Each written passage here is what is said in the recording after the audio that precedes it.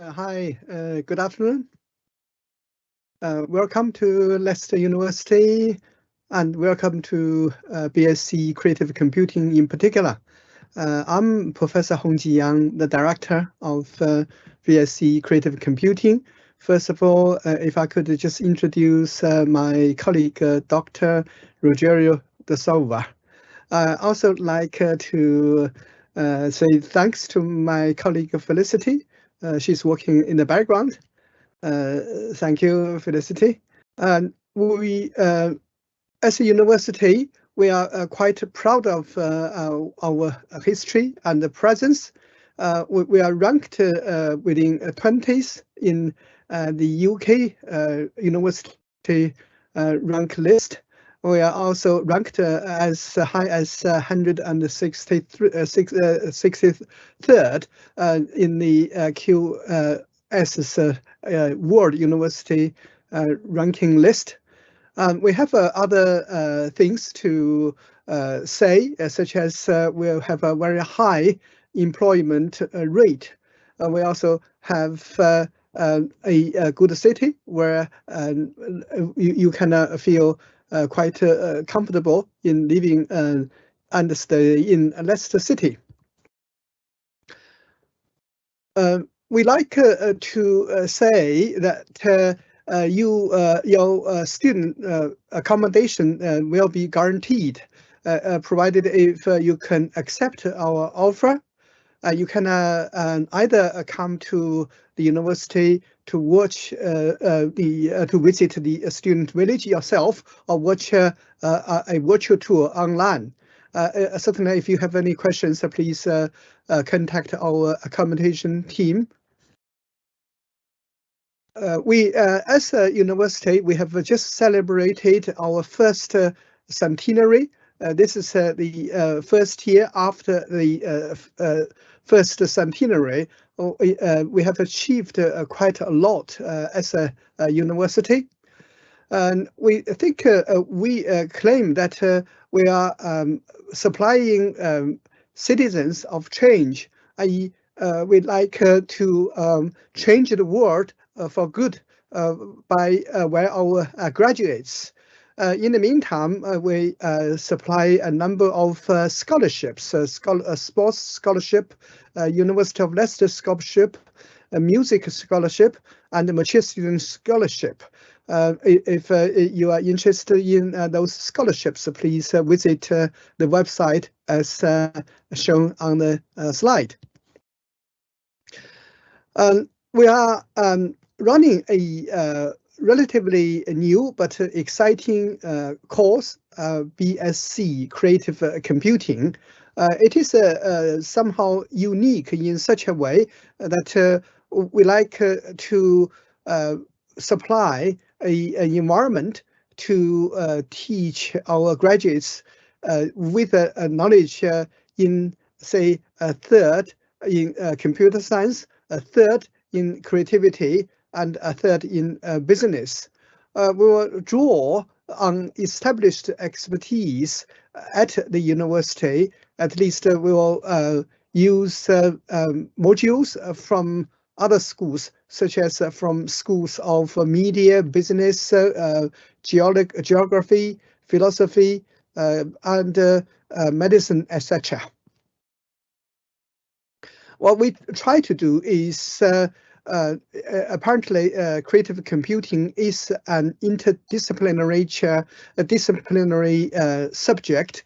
Hence, we like to push the boundary between knowledge fields.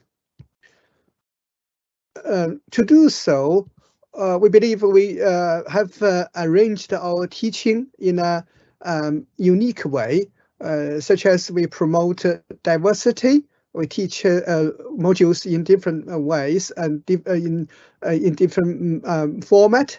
We use the virtual learning environment a lot.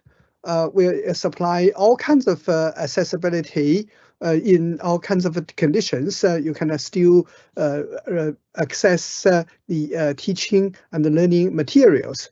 We organize discussions in small groups we certainly try to use this tutoring system to supply support both in academic aspect and also in normal day living.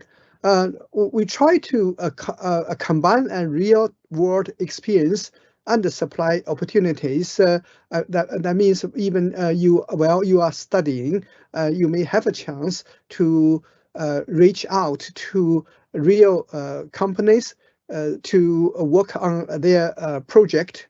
We emphasize on coursework and practical project. In fact, for all the creative computing modules, we do not exam, but we assess our student in a different way. That's what we meant. We do a flexible learning. Here is a list of modules that we do for the 3 years. The first slides is showing all the modules for the first year. In that front, in fact, we organize materials along several lines. First line is that we use a practical project. In the first year, we think of projects, then eventually implement the project.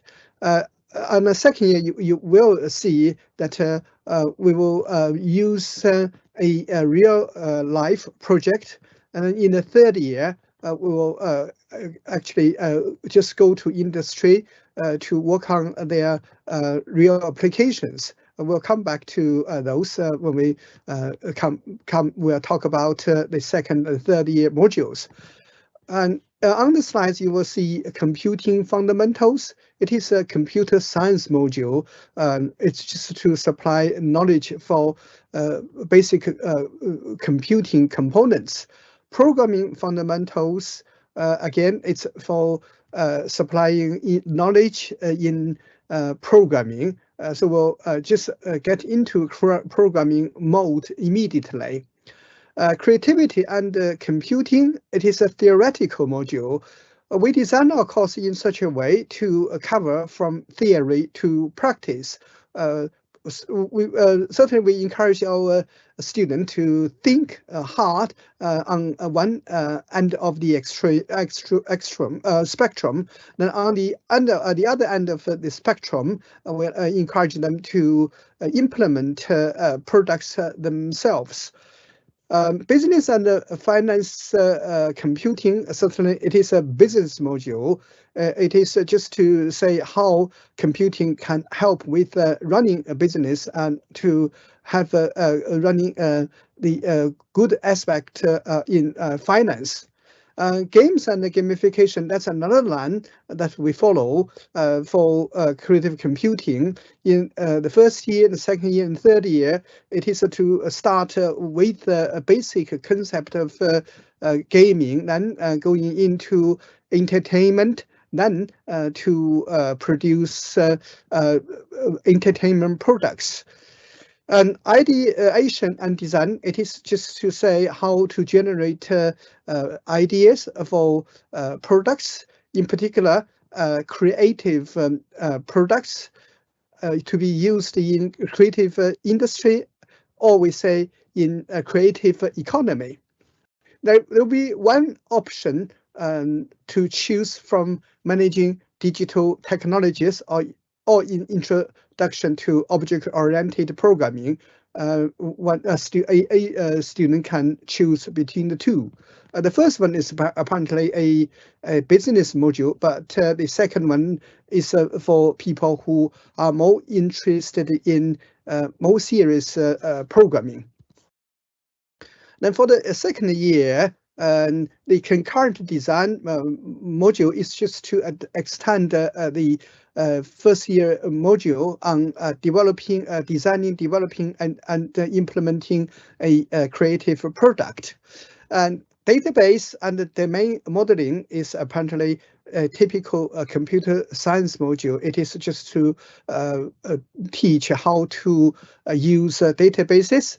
Then sign out and big data, it is to utilize big data to create a product based on both science and art, and foundations of AI, as it says on the tin, and entertainment technology. It is to follow the trend or stream of games and gamification, eventually to produce entertainment technology. My colleague Rogerio will say a lot more about this. And developmental computing is really to supply more knowledge in basic computing. It covers networking and software engineering and computing security. These are the main contents for the module of developmental computing. In year 2, we allow 2 options, one option for each semester, using stories and digital storytelling. They are the 2 aspects of about stories. The first part is actually how to generate stories, and the second part is how to express or present story. Here mainly it is to do it digitally. Sensation, perception, and cognition. It will be a psychology module. So then we cover that aspect in creative computing. Working in the creative industry is, again, it's a management module, or we can say it is a social science or business module in general. User interface design and evaluation, normally known as HCI. Certainly, it's just to help to design and implement user interfaces for computing applications. By the the end of the second year, a student has a choice to go for one we call it a placement year. A student can choose to do the following 4: to go into industry in the UK, to go into a university in the UK, or to go to into industry abroad, overseas, or to go to a university overseas. Our universities supply guidance or supervision during the year while a student is away from the university. They normally check students twice a year, one before Christmas, one after Christmas, so that to make sure when they are in the industry or where they are away, they are doing things relevant to their degree study. Then they can join their final year to join students who do not or who do not do a placement, or perhaps with all other students who have done a placement year. In the final year or the third year, normally it's going to be a year-long entrepreneurial project. It is to continue our thinking, i.e. to be practical for student. In the third year, most likely, a project is based on real application. The project is designed in such a way we require a student to start an idea, hopefully a creative idea, then to implement, to design and implement, eventually to market their own product. They are the requirements for an entrepreneurial project. Computer society and the professionalism. Again, it is a business or management module. Computational creativity. By that, we meant we will use computing technology to enhance creativity in all aspects, in particular to eventually generate creative products. In the emerging technology module, we always try to select, say, the most recent or most promising technologies or emerging technologies currently. Hence, the contents for each year are changing. For example, this year we're going to talk about metaverse for creator economy, and we may talk about edge computing for customer applications. In the third year, again, there will be two options, one option for each semester, sustainability enterprise project, or web and mobile development. That's just to develop a kind of application mainly for web and mobile devices. And the second option, or for the second semester, is either to do an independent study or to take on technology management. Again, that's a management module. These are the modules for our 3 years. And here are some examples from the projects that have been done in our students' project.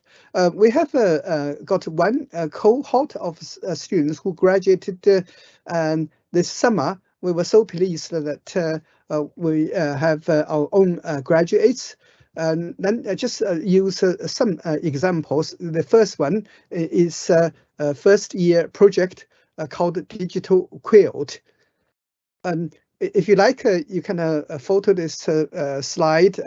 That's on the website. You can have a look afterwards. That's a second year project, which is to promote tourism for Leicester City. A third one is a final year project. With that, I may have a pleasure. Hopefully, I can demonstrate this project for now for you. I guess I have a problem in doing so. Therefore, I'll just finish my slides later. If I can fix the issue, I'll show it again. I believe it is it has something to do with Teams meeting. And hence, let's get back. It is a final year project. It's a gaming project. And to us, it is almost a commercializable project. You may have questions on careers and employability after doing the degree of creative computing. And now we have a list of possible jobs or jobs. Perhaps these are quite new job positions. They were not there probably in 10 years ago or so. Hence, and they were there for our students to take. What I can be very pleased to say is all of our graduates immediately got their next place, i.e. either to go to their jobs, or they continued to do master's or PhD degrees. You will get help with employment. We have a very big network of alumni. We also have developed a wide range of employer partners. Companies would normally come to Leicester University to supply job opportunities or vacancies. In the meantime, from the university point of view, we have a students advice center to supply advice and support for you to get your employment. To summarize, we certainly look for people who is a curious individual. Who, if that person does not fit into a traditional academic mode, it is what we hope that a person can be highly committed and engaged, full of creative energy. A person can be a natural entrepreneurial who can start their own business or work within a large company. A person can be flexible and adaptive to cope in a range of changing environment. While we are doing this course, we certainly bear this in mind, trying to supply a real environment to get our graduates ready. So when they are graduating, they are almost ready for the real world. We encourage diversity in all aspects. You can think that these are the requirements for potential students to join our course. You can also see they are the properties after a graduate finished their study with our degree. Finally, we think it is such a way that our graduate can be a person with the creative flair, technical skills, and business acumen to flourish in tomorrow's digital economy. Thank you very much. You are welcome to ask questions. We have had a small number of questions, Hongji. Okay. Yeah, so I can read them out and you can decide which of you would be best to answer. So the first one was, Sure. Would we need to attend an interview or hand in a portfolio when we apply? According to universities' regulation, we normally do not interview UK or EU students. We only interview students outside these regions. So you can tell whether you will be interviewed or not. Normally, we do not interview students, but we also will welcome to have a chance to talk to applicants themselves. Thank you. Next one was, do we need prior knowledge of programming? If so, which specific languages? No. Both Roger and I shake our hands. No, you can a very beginner. That's fine. We'll accommodate you without any problem. Perfect. And last one was, what are the course class sizes for the current year? Current year is between 30 and 40. Perfect. Okay, I think that was all the questions so far. Oh, hang on, we've just had one new one. Okay. Is there any VR AR development opportunities within the course? We have a lot, and I will leave this for my colleague Rogerio to talk more about it. We do have a lot. We even have a dedicated laboratory. We call it a maker space. There, we have accumulated a lot of equipment. Yeah, if you can intervene just a little bit, I will talk a little bit during the presentation. But in one of my courses, the entertainment technology, we have a module dedicated to virtual and augmented reality development. Okay, Felicity, if we do not have more questions, you can we can invite my colleague Rogerio. Brilliant. Okay, are you ready to share your screen, Rogerio? Yeah. Just a second. Okay, so hello everybody, I'm Rogerio da Silva, and as Dr. Honji mentioned before, I'm one of the professors that teach in the creative computing, and in my courses what we have is the courses related to developing games, animation, and everything related to digital entertainment and interactive technologies in general. Okay, so for today, I decided to do just a quick snippet, a quick presentation on a few of the examples we would be studying in those courses. In particular here, a little bit of how to create a character animation for games. We started this by learning about the Disney's principles of animation. We have a whole bunch of techniques that have been developed a long time ago, like in the early 40s, and they are still applicable today to create a high quality animation. We are going to study one by one of these principles. Here we have 6, and I have 6 more in the second slide. And we would be studying the concept of these animations and apply them first into 2D animation. Some of them are specific for 2D, and later we move on to 3D animation as well. Everything we do with these techniques will later apply into game development and interactive entertainment applications development using the concepts we studied here.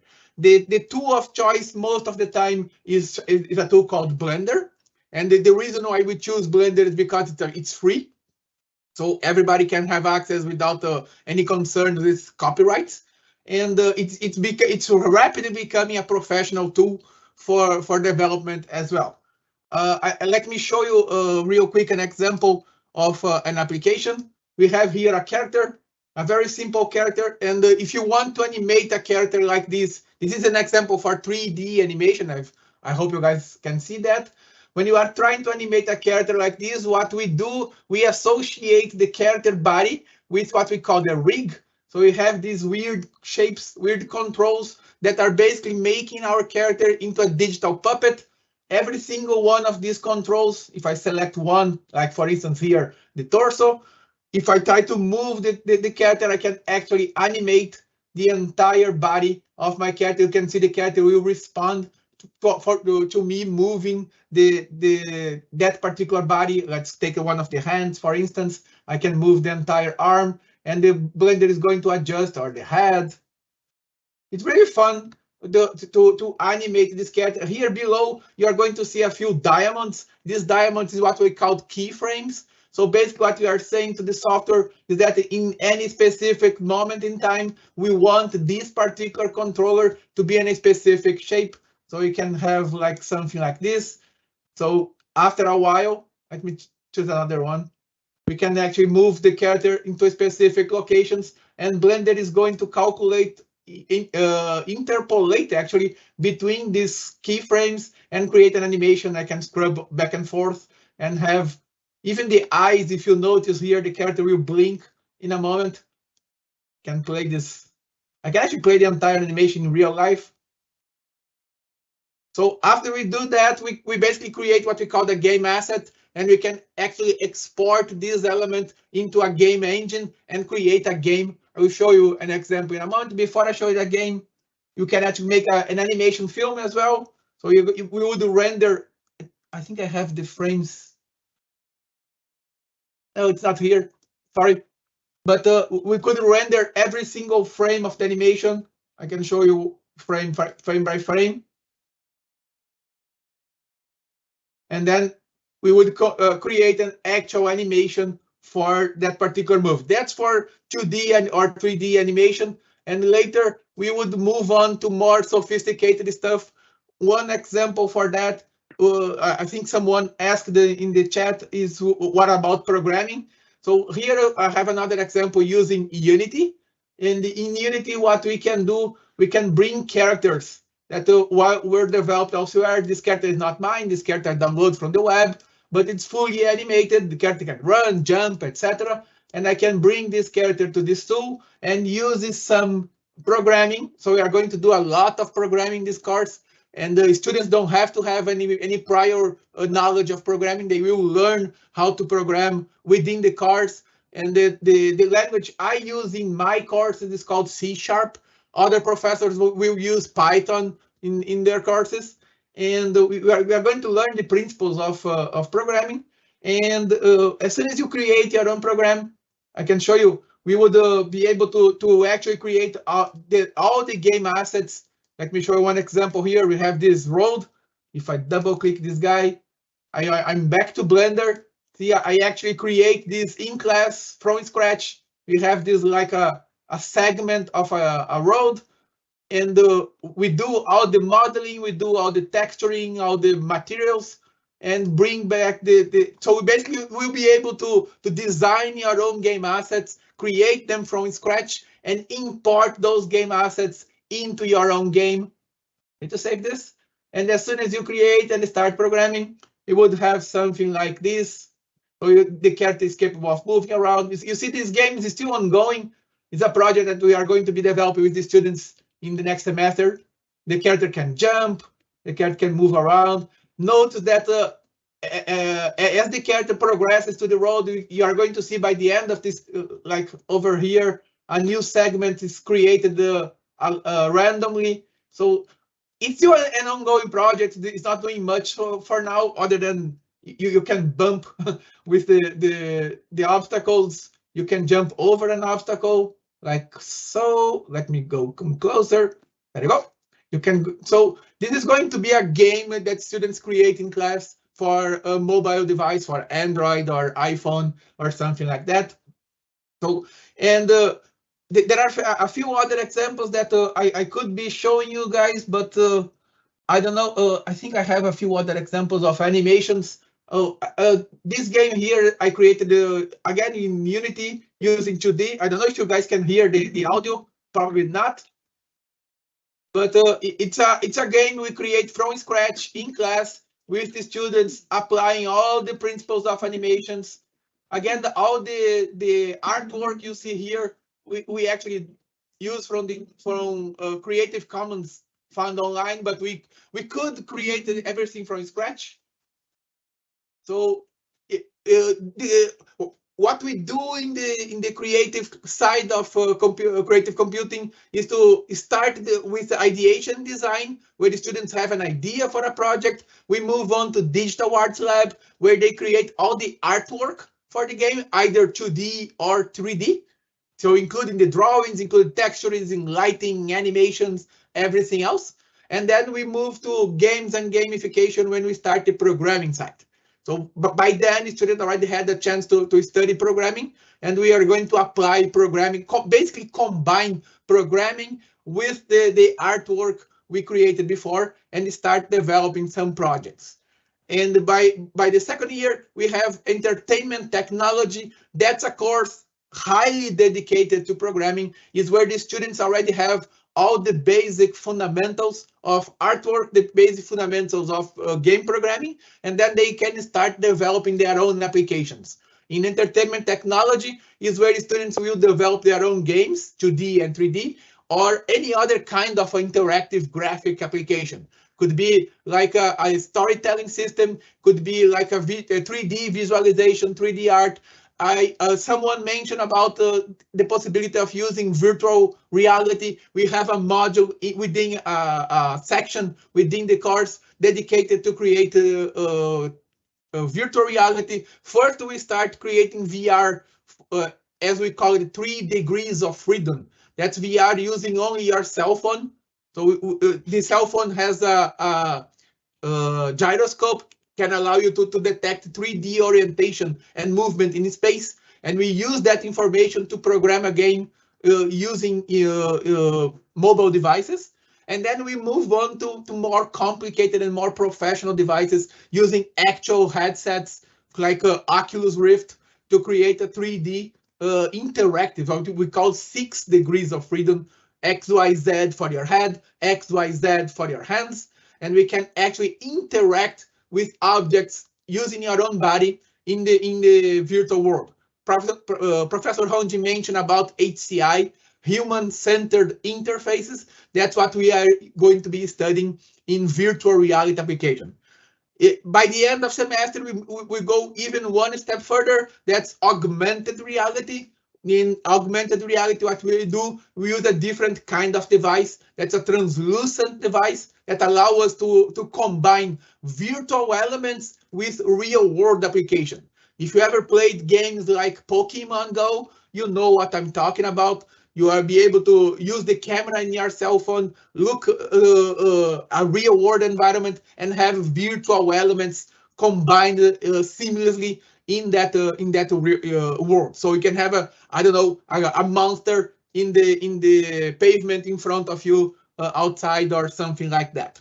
So we basically do several examples throughout the semester, and those examples will grow in complexity. We start creating very simple applications at first, very small examples, and as we progress, we are going moving towards more and more complex. By the end of second year, the students will be able to create a very professional level quality game, or I'm saying games, but in fact, instead of games, I'm talking about any graphical application of some sort. Could be a training tool, could be an advertising tool, could be an educational tool, anything that involves graphics and interaction using some sort of a high advanced device. Okay, so students who don't need to have any previous knowledge. We are going to start from scratch. Every single project we do in those courses, we start from scratch. We create every basic element of the project, including audio. So if you want to have your game with some sounds of steps in the floor, we can actually record ourselves doing that. We have examples of people. If you are skilled in music, we can have digital music incorporated in the applications, or 3D sound, like simulating sound reverberation in a closed environment, echoes, things like that. We can also simulate this within a game, or 3D sound. So if you know if the sound is coming in front of you or behind you, to allow the user to use this sound information to orient the person in 3D. Sometimes that is helpful, especially if you are developing an application where the 3D information needs to be important for that person, like in virtual reality, for example. We can simulate that as well. We use many different tools. The most common ones would be, as I mentioned, Blender and Unity, although in some examples we might choose a different set of tools.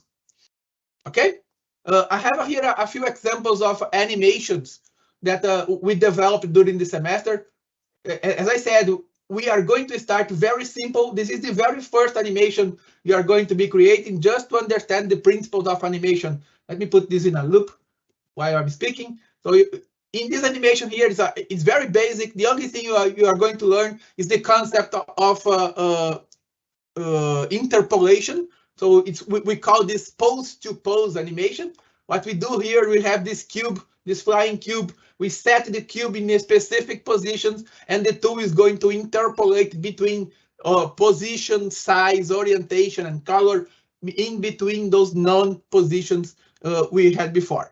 And then we are going to progress to things a little bit more complex, like simulating gravity and forces. We can have this ball looking. I don't know if you guys can notice, but the moment the ball falls down, the ball gains speed, and when the ball goes back, bounce back up, the ball will lose speed due to gravity. Although we are not actually simulating gravity here, we are using the Disney principles to look like the ball is actually responding to forces in the environment. We can even include other aspects, like in this case, we have the ball. As soon as the ball hits the ground, the ball it will deform, squash a little bit. It's as if it was made of rubber.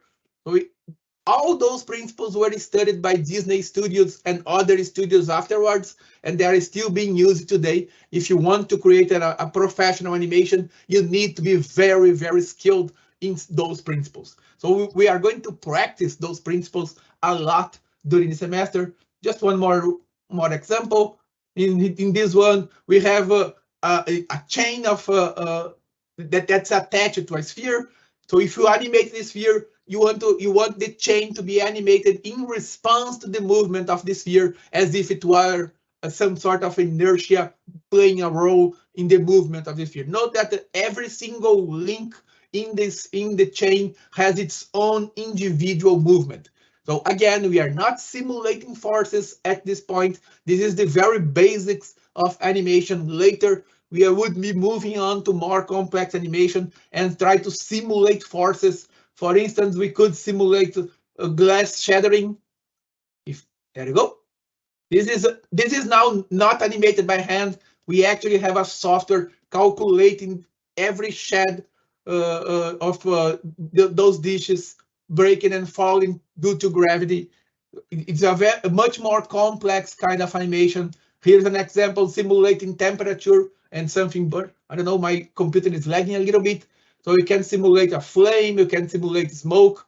This is very complex animation. Just for you guys to have an idea, for these 7 seconds, we had to calculate a simulation that lasted 14 hours of computing process to reach this point of quality. So we go, just one more example, because we have here. So this one, we are simulating grass waving in the wind. Again, every single one of these strands is simulated individually. We have 150,000 strands being simulated in this example here. So it takes a long time for the computer to calculate a simulation like this. And after you create the simulation, you can bring this to an interactive application. We call them a game engine, and you can use this within your application later to develop whatever you have in mind. Okay, I don't know if you have any other. Just for the person who asked about VR, I have this example here. This is what the person will see within using the VR headset. That's what the person will see. You see these two looks like lightsabers. Those are your interactive pointers. You can basically point to an element in the screen and click as if it were an object you can interact with. So it's just a simple example of what we can do using a virtual reality and augmented reality. I don't have an example, unfortunately, to show you on augmented reality so far, but I could send you some pointers if anyone has questions on this regard. Okay. Hope that gives you an idea of what the kind of thing that we study in this line of the course. Remember, as Dr. Honji mentioned, we have basically 3 segments: one for creativity, that's the one I'm talking about, one for programming, and one for business. And basically this one, it's focused on digital art. It's more on the creative side. Thank you. Felicity, do we see any questions? Not at the moment, so people can feel free to pop some questions in the chat section, the Q&A section, if they have any. If not, is there anything that you think that the students might want to know that wasn't in the presentation? That it's okay for me, Rogerio. Maybe we could mention a little bit about if you know more details, Honji, about the digital culture studio. Oh, okay, we can say that. Please do. Yeah, I don't have much detail. I think you might have, but I think between us we can do it. Within Leicester University, we have a newly developed new research institute. It's called Institute of Digital Culture, drawing colleagues from different schools. It is located, we have a physical office. It is located in the David Wilson Library. We're developing the laboratory, laboratory, and so we are equipping it with a lot of new equipment. Fantastic, thank you. Right, I think we've got 1 more minute, and there's just been one question in the chat. If we do receive an offer, will there be taster days? Yes. Brilliant. Yep.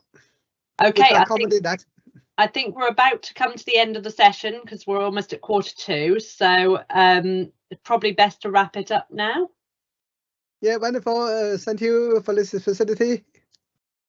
Sorry, for Felicity. Sorry. Okay, thank you very much, and thank you for those who have attended. Thank you for attending. Thank you, guys. See you. Thank you very much. Bye.